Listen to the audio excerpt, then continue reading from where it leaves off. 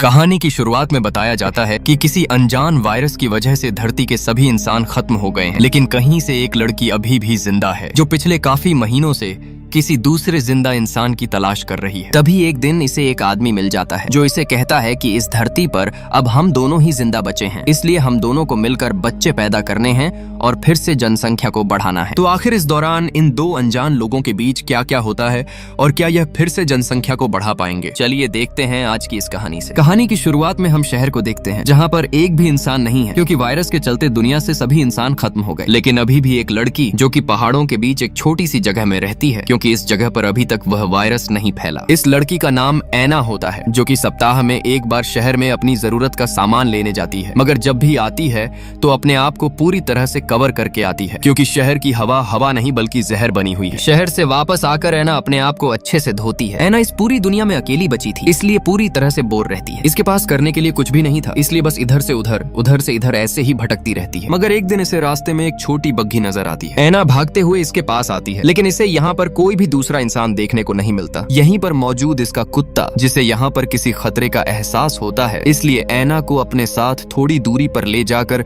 दोनों झाड़ियों में छिप जाते हैं। इसी दौरान यहाँ पर एक इंसान आता है जो कि अपनी इस बग्घी को ले जाने लगता है। ऐना भी अपने धीमे कदमों के साथ इसका पीछा करने लगती है। थोड़ी दूर जाने पर आदमी एक जगह पर रुककर यहाँ की हवा को एक डिवाइस से टेस्ट करता है और पता लगाता है कि क्या वह वायरस इस जगह पर भी फैला हुआ है। लेकिन इसे पता चलता है कि यह एरिया पूरी तरह से सेफ है, इसीलिए अपने भारी कपड़ों को उतारता है और काफी ज्यादा खुश होता है, मानो जैसे इसने काफी साल बाद चैन की सांस ली। आदमी जोर जोर से खुशी से चिल्लाता है। इसके बाद यह आदमी पास में मौजूद एक छोटे तालाब में नहाने लगता है। तभी ऐना इसके पास भागती हुई आती है और इसे पानी से बाहर निकलने को कहती है और कहती है कि जहाँ से झरने का पानी आ रहा है वहाँ पर वायरस फैला हुआ है, इसलिए तुम्हें पानी से बाहर निकलना चाहिए। आदमी ने काफी दिनों के बाद किसी दूसरे इंसान को देखा था, इसलिए थोड़ा चौंक सा जाता है। आदमी डरते हुए अपनी गन को उठाकर ऐना के ऊपर रख देता है, लेकिन ऐना कहती है तुम डरो मत, तुम्हें मुझसे कोई खतरा नहीं है, बल्कि तुम्हें जल्द से जल्द इस पानी से बाहर आना चाहिए। ऐना की बात को सुनकर आदमी जल्दी से बाहर निकलता है, लेकिन तब तक इसकी तबीयत काफी ज्यादा बिगड़ चुकी थी और उल्टियां करने लगता है। आदमी जल्दी से एक इंजेक्शन को लेकर अपनी बॉडी में लगाने की कोशिश करता है, लेकिन अब इसके हाथ कांपने लगे थे, जिसके चलते यह इंजेक्शन को नहीं लग पा रहा था। ऐना जल्दी से इसके पास आकर इंजेक्शन को लेती है और इसकी बॉडी में इसे लगाती है। इसके बाद ऐना इस आदमी को अपने घर लाकर लेटा देती है। इस आदमी का नाम लुइस होता है, जो कि फिलहाल बेहोशी की हालत में था। ऐना को इसके बैग से कुछ तस्वीरें भी मिलती हैं, जो कि शायद लुइस की फैमिली होगी। ऐना इसका रोज ख्याल रखती है, टाइम पर दवा देती है। ऐना को डर था कि अगर यह मर गया तो मैं फिर से इस दुनिया की अकेली रहूंगी, और वैसे भी ऐना ने काफी लंबे वक्त से किसी के साथ टाइम नहीं बिताया था। ऐना पूरी रात इसी के पास बैठकर इसके होश में आने का इंतजार करती है, बार बार इसका बुखार चेक करती है। अब ऐसे ही 7 से 8 दिन बीत जाने के बाद लुइस को होश आ जाता है, लेकिन अभी पूरी तरह से ठीक नहीं था, इसलिए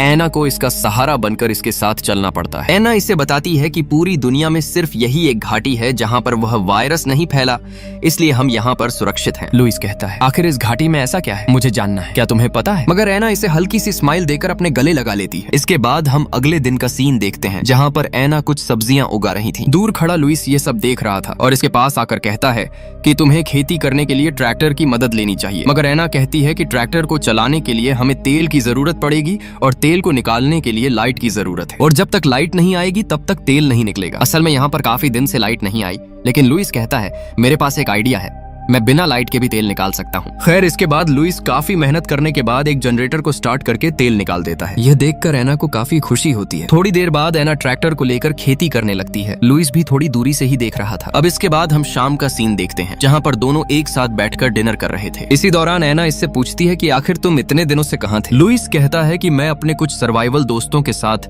सरकार के द्वारा बनाए गए कुछ बंकर में मौजूद था, लेकिन वह जगह काफी छोटी थी। मुझे वहाँ पर घुटन हो रही थी और मुझे विश्वास था कि दुनिया में कहीं ना कहीं तो ऐसी जगह होगी जहां पर यह वायरस नहीं फैला, इसलिए मैं वहां से भाग गया।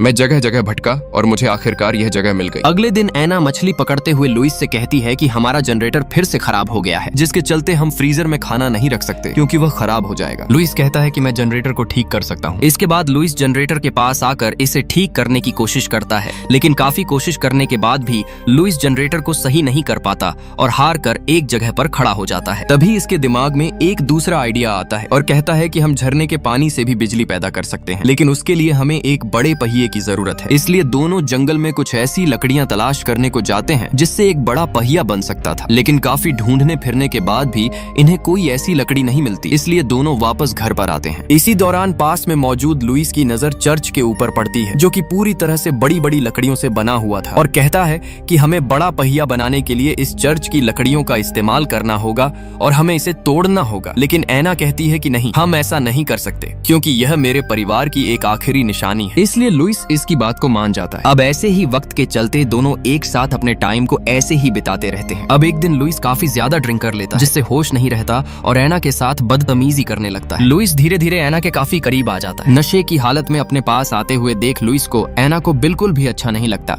और गुस्सा होकर यहाँ से सोने चली जाती है। अब इसके बाद हम सुबह का सीन देखते हैं, जहाँ पर लुइस ऐना के पास आकर अपनी बदतमीजी के लिए माफी मांगता है और कहता है कि मैं उस वक्त होश में नहीं था और मुझे ठीक तरह से यह भी याद नहीं है कि मैंने तुम्हारे साथ क्या किया। लेकिन मगर ऐना इसे कुछ नहीं कहती। असल में ऐना खुद इसे पसंद करने लगी है। अब शाम को दोनों फिर से डिनर करने लगते हैं, लेकिन आज की शाम ऐना ने डिनर को काफी अच्छे से सजाया हुआ था और खुद भी पूरी तरह से तैयार होकर आई थी। दोनों डिनर करते हैं, तभी ऐना लुइस को अपने साथ डांस करने को कहती है। पहले तो लुइस डांस करने से मना कर देता है, मगर ऐना के बार बार कहने पर इसके साथ डांस करने लगता है।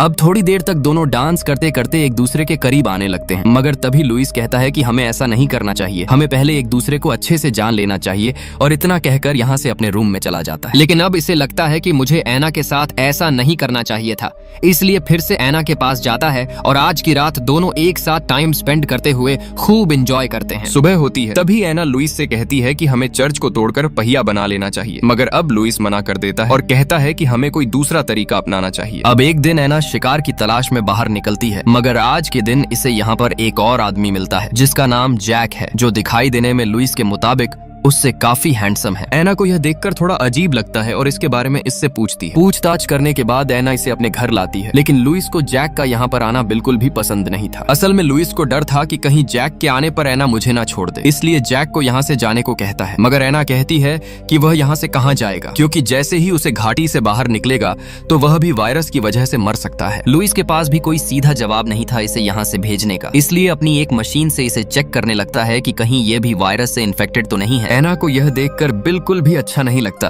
कि आखिर लुइस एक बेसहारा इंसान के साथ यह क्या कर रहा है। लुइस ऐना से कहता है कि हमें इसे घर से बाहर ही रखना होगा, क्योंकि हमें नहीं पता कि यह कैसा इंसान है, हो सकता है कि यह खतरनाक हो और हमें मार दे, इसीलिए आज की रात जैक को बाहर ही सोना पड़ता है। इसके अगले दिन हम इन तीनों को एक साथ बैठे हुए देखते हैं और आपस में अच्छे से बातें कर रहे थे। लुइस यहाँ पर इनको अपनी पिछली कहानी बताता है और कहता है कि जब इस वायरस की शुरुआत हुई थी तो तब लोगों में एक अजीब तरह की भगदड़ मची हुई थी। उस दौरान मैं जो कि एक कुएं से पानी भर रहा था, मगर इसी दौरान मेरे पास एक छोटा सा मासूम लड़का आया था जो कि उस वायरस की वजह से तड़प रहा था। साथ ही उसके पास एक गन थी जिसे वह मेरे हाथ में थमा देता है और कहता है कि मुझे गोली मार दो, लेकिन मैंने ऐसा नहीं किया, बल्कि मुझे खुद अपनी जान बचानी थी, इसलिए सबसे पहले मैंने अपनी बॉडी को कवर किया और मैं वहां से भाग गया। इसके बाद जैक भी इन्हें अपनी कहानी बताता है और कहता है कि जब यह वायरस फैला था तब मैं अपने कुछ साथियों के साथ एक सुरंग में काम कर रहा था, जिसके चलते हमें काफी दिन तक उसी सुरंग में रहना पड़ा, मगर काफी दिन तक सुरंग में रहने के बावजूद सभी को घुटन महसूस होने लगी, जिसके चलते सभी में झगड़ा हो गया और सभी ने एक दूसरे को मार दिया, मगर मैं जो किसी तरह से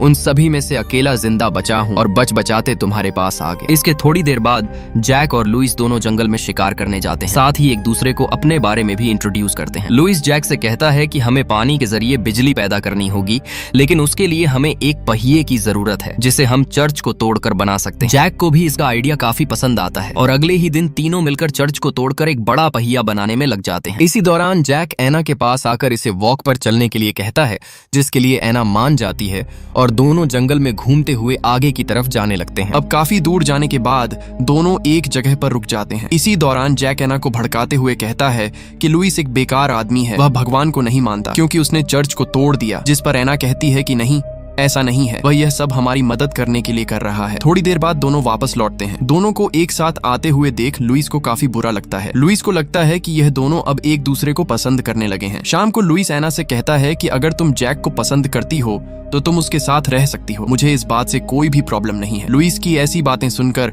ऐना को काफी बुरा लगता है और कहती है कि आखिर तुम ये क्या बकवास कर रहे हो? क्या तुम्हें मैं इस तरह की लड़की लगती हूँ? और गुस्सा होकर यहाँ से चली जाती है। अब ऐसे ही वक्त बीतता गया और इनका वह पहिया भी काफी हद तक बनकर तैयार हो गया था। अब एक दिन यह तीनों पास में मौजूद एक छोटी नदी में नहा रहे थे, लेकिन इस दौरान हम देखते हैं कि जैक और एना दोनों लुइस से थोड़ी दूरी पर जाकर आपस में बातें करने लगते हैं। इन दोनों को बातें करते हुए देख लुइस को काफी गुस्सा आता है और अब इसका शक यकीन में बदलने लगता है। इसलिए पानी से बाहर निकलने के बाद लुइस एना से कहता है कि मैं तुम्हें पसंद करता हूँ, इसलिए तुम्हें जैक से दूर रहना चाहिए। लेकिन एना इसे कोई जवाब नहीं देती और यहाँ से चली जाती है। अब इसके बाद हम रात का सीन देखते हैं जहाँ पर एना को नींद नहीं आ रही थी, क्योंकि इसके दिमाग में अब एक ही बात घूम रही थी कि मैं लुइस और जैक में से किसे पसंद करूं। लेकिन सच्चाई तो ये थी कि एना को लुइस और जैक दोनों ही पसंद थे, मगर इसे फिर भी एक को ही चुनना था। एना परेशान होकर जैक के कमरे में जाती है और आज की रात दोनों खूब एंजॉय करते हैं। इसके बाद सुबह होती है और लुइस खड़ा होकर आता है तो देखता है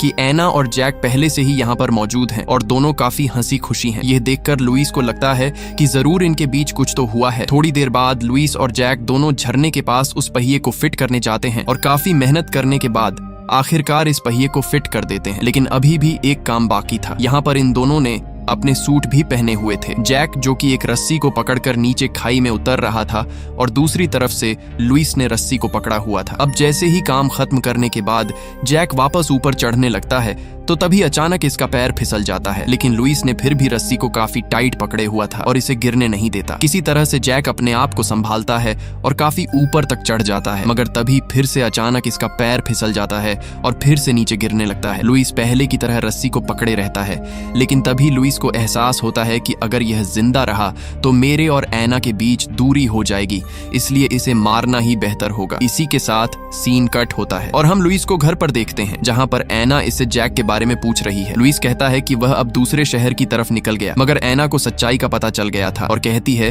कि तुमने आखिर उसके साथ ऐसा क्यों किया? आखिर इसमें उसकी क्या गलती थी? इतना कहकर एना गुस्सा होकर यहाँ से चली जाती है। इसके पीछे पीछे लुइस भी आता है और एक जगह पर बैठ जाता है, लेकिन दोनों अब एक दूसरे से कुछ भी नहीं कहते, क्योंकि अब दोनों के पास कहने को कुछ भी नहीं बचता। और इसी शांति के साथ यह कहानी खत्म होती है। तो दोस्तों, उम्मीद करता हूं कि आपको यह वीडियो पसंद आई होगी। अगर वीडियो पसंद आई है तो वीडियो को लाइक जरूर कर दें। बाकी जब आपने वीडियो को पूरा देख लिया है तो चैनल को भी सब्सक्राइब कर दें। बाकी मिलते हैं हमारी एक और अमेजिंग वीडियो के साथ।